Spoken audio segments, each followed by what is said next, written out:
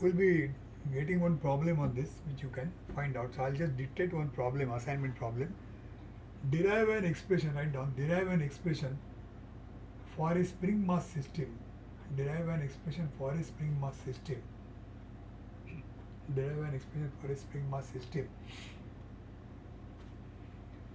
To find out periodic time T, capital T, periodic time capital T, and frequency of vibrations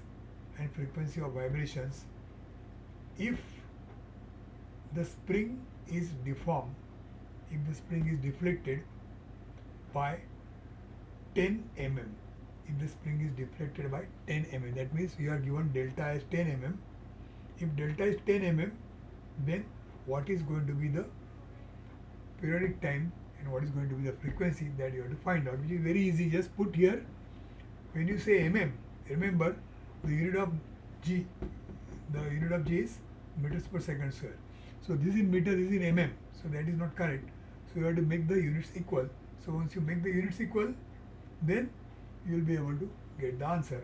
Otherwise this becomes a straightforward problem. What you have to do is, as a part of assignment, you have to write this derivation and then put the value of delta as what is explained 10 mm and then find out the answer, that is the periodic time and the frequency of that particular spring mass system to which certain mass is attached. Now we'll take up the second example of a undamped free vibration.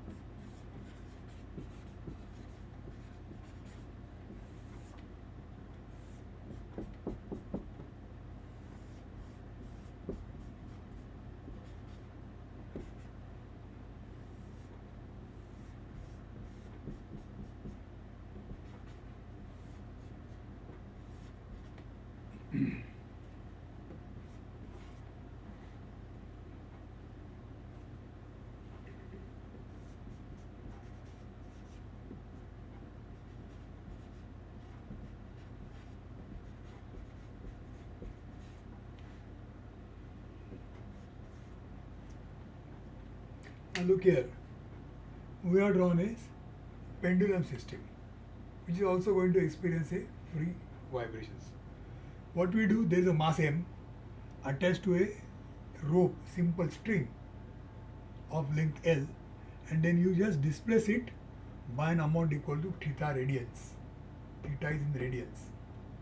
Once you do that, and when you release, what will happen?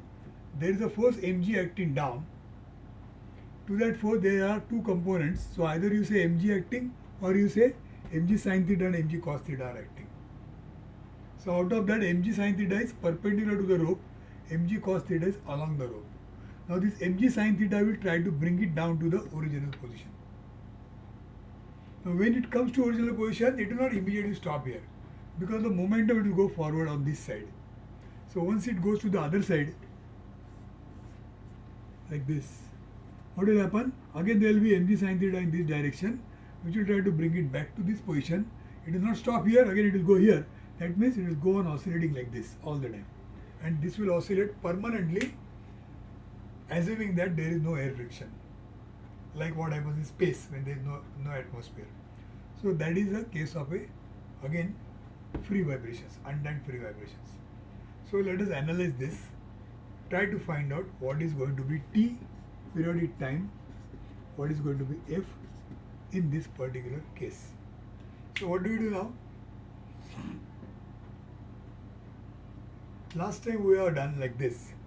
Force, restoring force, I am just talking about spring. Restoring force F was minus kx. And then we have gone further ahead. So what this means, restoring force is equal to minus kx. We are trying to find out something similar in this particular case.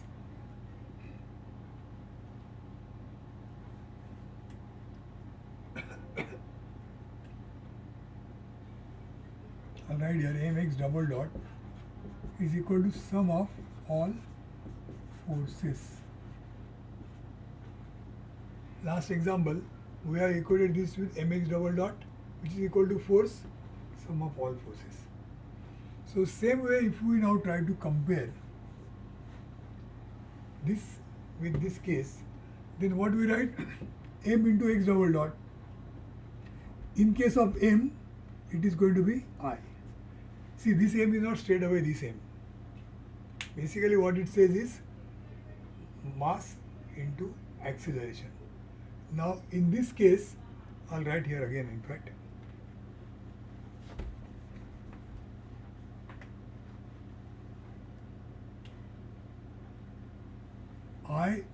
M is equal to I and x is equal to theta double dot is equal to sum of all torques.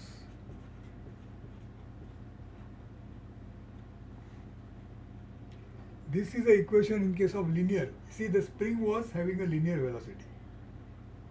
Now this mass is having angular motion. This is angular motion, that was a linear motion. For linear motion, the equation was like this: mx double dot equal to summation of all the forces. In the opposite direction, you can say minus. Now in the case of angular, mass becomes moment of inertia. X double dot becomes theta double dot. Summation of forces becomes summation of torques. So whatever torques are acting from outside, like here, whatever was the force which was acting on the system, here whatever is the torque which is acting on the system from inside. So that torque is equated with I theta double dot. So this is the starting point, like this was the starting point. Last time we have gone ahead with this equation and got the final answer. So now what we write? I theta double dot is equal to all the torques. Now what is the torque acting here? This is the force, this is the distance. So this force is acting at this distance, which is causing the torque. So how much is this torque? This torque is equal to force into distance. So we'll write here mg sine theta at a distance of L. At a distance of L, this is L. So this is the torque summation, and it is in the opposite direction, so minus. So if we rearrange these terms, it gives us I theta double dot plus mg sine theta L equal to 0. Therefore, I theta double dot plus mg. Now sine theta, I will write theta into L.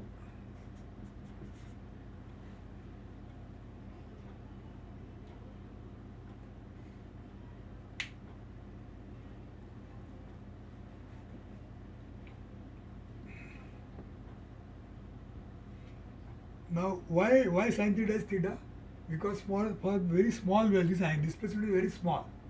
So for small values of theta in radians, sine theta is same as theta. That means if you try this, go to the calculator and find out sine theta of a very small angle, you will find it comes out to be theta itself. That means sine of 0.1 radians. You will get the answer 0.1. If the angle is 0.1 radians, sine of that 0.1 radians will be 0.1 itself for small angles. So sine theta is same as theta. Now what is I here? I here is m into L square.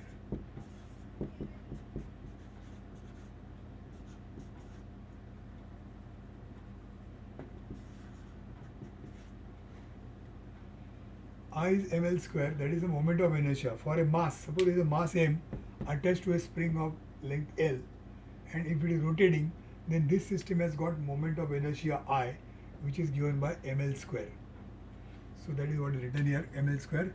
So m will go 0, on the other side is 0, and then there is L square here and L here.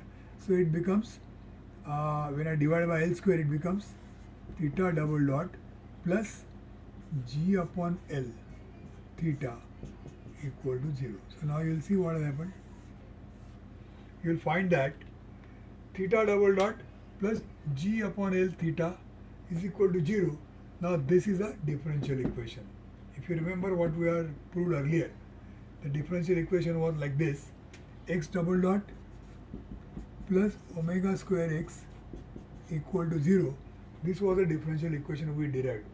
And in that differential equation, omega square was giving us frequency and time period. Now this and this, if you compare, it is similar. Theta double dot, angular acceleration, plus g upon L theta equal to 0. So omega square is g upon L. So now we write here, by comparison we will write here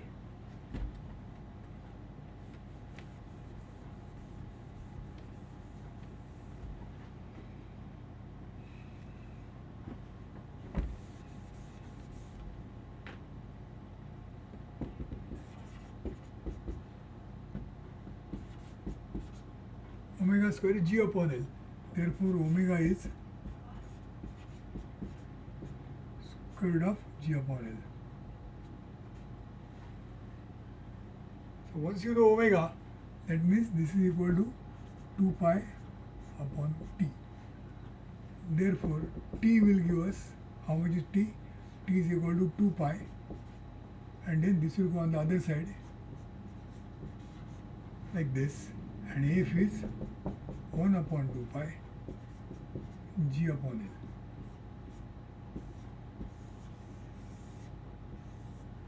So we got the two answers. What is the periodic time for this case? How many cycles it is covering in 1 second frequency? These are the two equations. So periodic time for this case is 2 pi under root L upon g. Can you find this out? G is acceleration due to gravity, value is known. L is the length of the thread. So if you are given a length of the thread and you put it here, then that will give you the periodic time of this system. If you do this here, L here and G here, etc., only L is unknown. So that means L is related to the problem, other things are already there.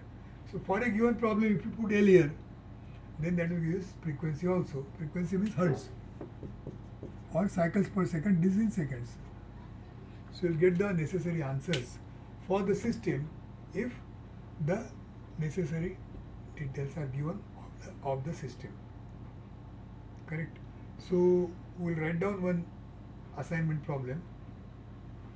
Second problem on the pendulum. Derive an expression, write down, derive an expression for a simple pendulum of mass m, for a simple pendulum of mass m attached to a thread of length L,